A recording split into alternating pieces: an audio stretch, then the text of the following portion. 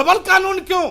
अगर झंगूर ने किया है तो कानूनी कार्रवाई करो, कड़ी से कड़ी करो, लेकिन जो आदमी कबूल कर रहा है उसके ऊपर ना तो बुलडोजर चला, ना उस पर एफआईआर हुई और ना कोई बात करने को तैयार है। वो भी तो यूपी बरेली में हो रहा है, करवाइए वो भी तो बरेली में हो रहा है, वो भी तो बाबा की सरकार है वहां। करवाइए एफआईआर, मुसलमानों का धर्म परिवर्तन करा रहे, किसने रोका है आपको? अच्छा, मतलब अगर मैंने सवाल खड़ा कर दिया तो आपने कह दिया कि करवाइए एफआईआर, वहां आपने कह दिया कि बुलडोजर चल चुका है। और वो बाबा झंगूर 500 मीटर की रोड बना देता है, वहां के प्रशासन को पता नहीं चलता। इतनी बड़ी बिल्डिंगें बन गई, शासन को पता नहीं। बिल्कुल, कैसे आप बचपनों जैसी बातें करती हैं? हाँ। 500 मीटर की रोड, 500 मीटर की रोड, शासन को पता नहीं।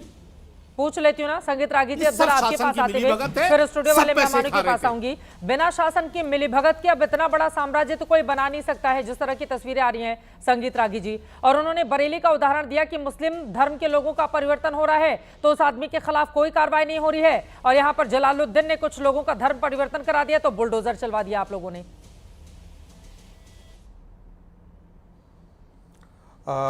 चित्रा जी, मैं आपकी एक इस बात से और पैनल के इस बात से सहमत हूं कि बिना प्रशासन के सहयोग के ये सब धंधे नहीं हो सकते हैं।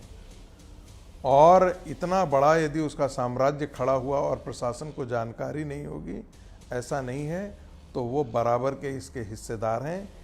ये कम से कम बधाई होनी चाहिए यूपी एसटीएफ की, जिसने एटीएफ जो स्पेशल टास्क फोर्स है उसको बधाई के पात्र हैं। वो कम से कम अंतिम में जाकर के दे रहा है, लेकिन दुरुस्त आए। एक दूसरी बात मैं बहुत गंभीरता से और बार बार कहता हूँ, इस देश का आंशिक इस्लामीकरण कांग्रेस पार्टी ने किया। कांग्रेस पार्टी इसकी माता है और ये जितने विपक्षी पार्टियां हैं, पारिवारिक पार्टियां हैं, ये उसकी मौसियां हैं। धर्मांतरण शुरू से ही रहा। आपको ध्यान है कि नॉर्थ ईस्ट को, आपको वेरियर एल्विन का नाम आपने सुना होगा, एंथ्रोपोलॉजिकल सर्वे ऑफ इंडिया के वो डायरेक्टर थे। और नेहरू उनके कहने पर नॉर्थ ईस्ट में, नागालैंड में साधु सन्यासियों को जाने से मना कर दिया था। 1947 में नागालैंड की आबादी, क्रिश्चियनों की आबादी 20% थी, आज 95% है। तो कांग्रेस और नेहरू खानदान ने पूरे नॉर्थ ईस्ट को क्रिश्चियनाइज किया। बंगाल, बिहार, आसाम और ऐसे कई अन्य क्षेत्र हैं जिसको इस्लामाइज किया। और ये दोनों, इस्लाम और क्रिश्चियनिटी, जब रेडिकल होते हैं, ये एक्सपेंशनिस्ट रिलीजन है। ये दुनिया का यदि आप तस्वीर देखेंगे तो ये विस्तारवादी है, जैसे कम्युनिज्म विस्तारवादी है। विस्तारवादी क्यों बनाते वही हैं? आइडियोलॉजी इनकी है, ये पॉलिटिकल आइडियोलॉजी है। संगीत रागी जी, पहले शिकंजा क्यों नहीं कस दिया जाता है? दुर्भाग्य 10 सेकंड में दुर्भाग्य से 1967 में कानून आया।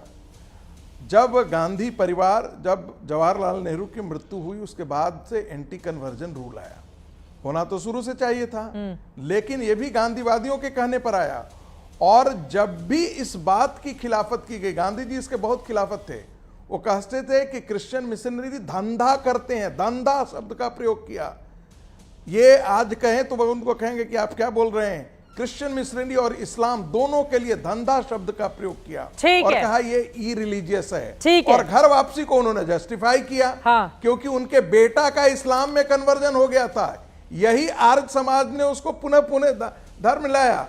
तो ये जो धार्मिक मतांतरण होता है, ये एक पूरी राजनीतिक कार्रवाई है इस्लाम और क्रिश्चियनिटी का। इसलिए उनका पुनः धर्म में वापसी जो है वो मतांतरण नहीं है, वो घर वापसी है। किसके बेटे का आर्य समाज में फिर कन्वर्जन हुआ था? किसकी बात कर रहे हैं आप? एक लाइन में जरा पूछिए। गांधी जी ने कब कहा था ये, दिखाइए तो, इनसे पूछिए।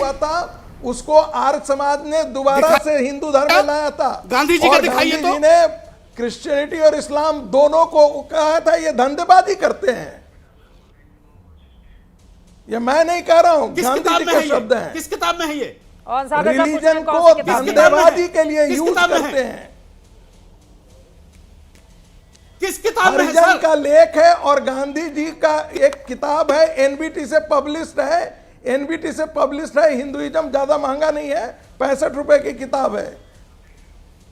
ठीक है, अब मैं आ मदरसे जाती में हूँ नहीं स्टूडियो पढ़ाया में। जाता है और मदरसे ठीक है, वालों तो को उसमें सुनना लिखा है पड़ेगा। कि